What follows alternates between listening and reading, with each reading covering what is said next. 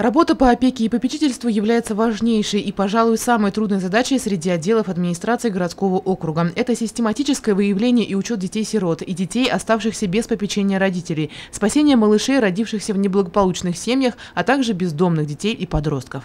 Кроме того, ежедневная работа с ребятами, живущими в социальном приюте «Доверие».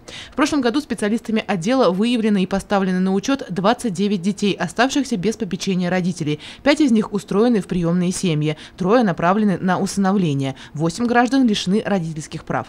Стоит отметить, что специалисты отдела наблюдают и за последующей судьбой своих подопечных. Как показывает практика, большинство детей, воспитываемых в замещающих семьях, успешно реализовали себя в жизни. У каждого есть любимое занятие. Они добиваются высоких результатов на различных конкурсах и олимпиадах. Именно эти семьи были награждены почетными грамотами и благодарственными письмами администрации городского округа.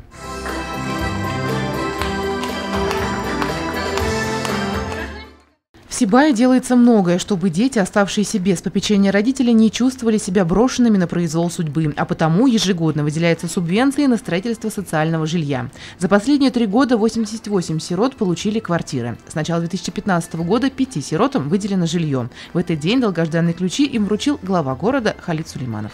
Я учусь в Сибайском педагогическом колледже, 2-й курс, профессия музыкальный руководитель.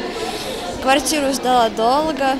Вот она получилась, эмоции переполняют. Елена Афанасьева, Гульхамитова, Дамир Хайбуллин, Любовь Карпова, телекомпания СТВ.